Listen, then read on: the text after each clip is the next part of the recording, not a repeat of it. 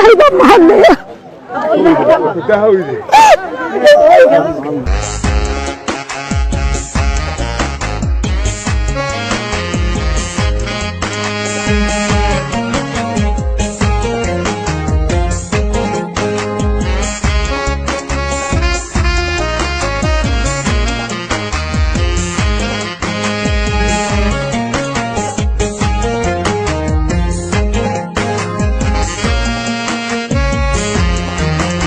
dhibtu waxa ku dhacdaa wadooyinka iyo adeegga bulshada waxa ugu sii baahi badan waa carruurta iyo dumarka runtii waxa weeye marka halkan nimid waxa afar iyo ka hor baa marka halkan nimid dumarka iyo qolada gudida baan soo marnay maalintii way nagu adkeyd in halka banayno alxamdulillaah rabbil caalamiin busoo maanta ka kacaya inta dhiman hadday tahay carkaawo in la dhigo hadday tahay geedhiti la keeno midda la mariyo iyo hadday tahay cagafta inoo sii joogtay wixii dhiman ee hareeraha xitaa wadada ka xiga loo banaynayo u baahan intaba insha Allah taana loo balan qaaday way noo joogaysaa waynu banaysanaynaa qof kasta shaqsana waxaan leeyahay cagaftina way noo joogaysaa dawladuna way noo joogayso waana inoo shaqaynaysaa insha Allah marka waxa weeye waana inoo shaqaynaysaa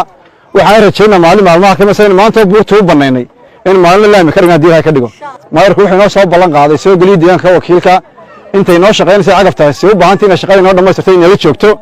xilwaandina ka marag bayeen isagana waanu mahadnaqaynaa hargeysa dhan buu ka shaqaynayaa maxay moogay inaga uga wakiila inaga la doonayay garab istaagno la shaqeyno dawladdeena maanta wada furis baynu ku mushxaradana isku haysanaa waan macaynu gaadhnay iyo golaha deegaanka Ilaahay noo keenay insha Allah waan inuu furana wadooyinka tano qodana ma aha intay nala joogtay wadooyin badan baynu faa'iideynay hooyooyin badan baynu faa'iideynay oo xaafadeena wax tarka iyo wax qabadkana xaafadii dadkaas kale qofka mas'uulka weyn maraya uu ka tagay taariikhda kaga tagaysa laakiin dadka waxa adeegga iyo wax qabadka waa dadweynaha xaafada inta nala joognana waan idin adeegnaa waajib baan ugu leeyahay hooyooyinkii baa tina carruurteedii baa tiin marka hore waxaan u wada mahadnaqayaa dadkii ka qayb galay wadadan in la furo oo ugu horeeyay gudoomiyaha degmada maxamed moode ee matalaya meeyarka iyo golaha deegaanka iyo dadkii muxsiniinta ahaa ee lacagta iska soo ururiyay wadadan waa wadada labaad ee loo furay ta koowaad galbeedkii naga xigtaa tanna hawshina way socotaa wax yar baa u dhiman intaasna waxaan isla qaadanay in sida ugu dhaqsaana badan loo dhammaystiro waxaa halkan jooga xildhibaanadii laga soo doortay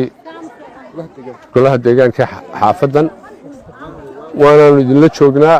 wixii loo baahdana waanu dhammaystirinaa insha Allah wadadan waan ka wada warqabnaa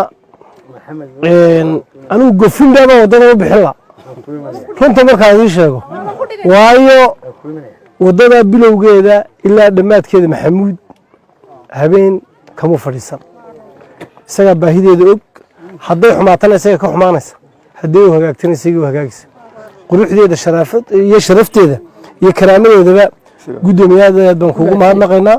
waanad ku mahadsan tahay waajibaadkaaga shaqo eed gudanayso wadadaa waynu ogeyn qaabkay ahayd iyo qaabkay maanta tahay marba wixii la hayo ayuunbaa alxamdulilaah waa sinaynaa waa hagaajinaynaa tuurtuuraaynu ka biinaynaa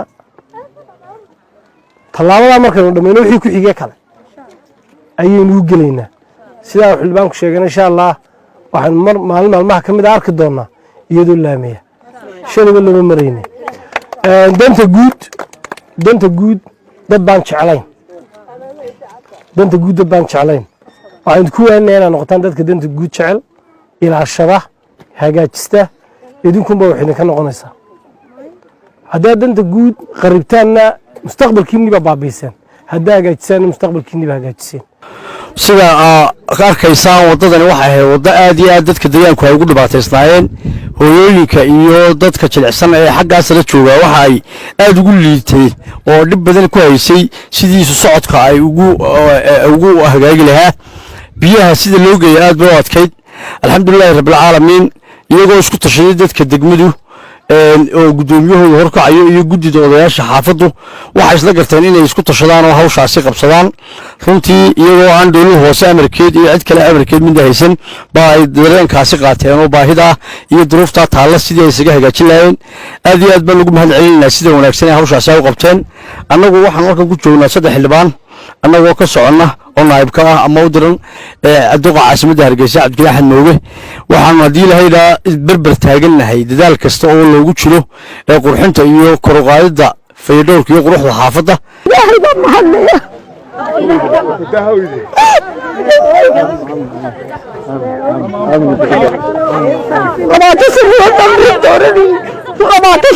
shan dowladood baan dooranoo hore inoo yimaada iyo nin dhagax naga hor qaado toona maanaa arag waanu mahadnaqaynaa guddigeeda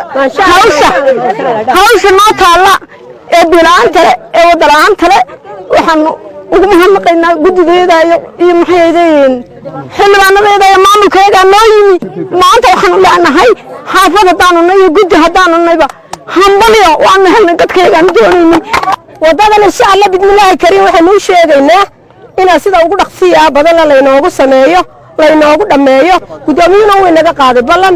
guddoomiye firfircoon baa noo jooga alxamdulilaah waanu la shaqaynaynaa adiguna nala shaqee waddadan aynu taagannahay waa waddadii labaad ee xagga bari maraysay ee xaafadda golbarwaaqo ee buurta ka baxaysay waddadan marka nin yar soo gaabiyo cadceed baynu taagannahay halkaa imika cagaftu taaginta wixii ka sarreeya waa buur baa la odhan jiro dad badan baa ka hadlayeen arki jiray wala waa buuro halkaasay ku goodayoo dabeetana halkaa baloodho ahaan qaarkood ba ka hunguraynayeen oo islahaan waddadani bannaanaan mayso waxaase ilaahay mahadiya maanta oo aad arkaysaan cagaftii dhex taagan tahay oo deebtaa la soo qoraya hawshii waa bilow oo way socotaa waxaa iska kaashaday xaafadda golbarwaaqo qaybteeda bari iyo degmada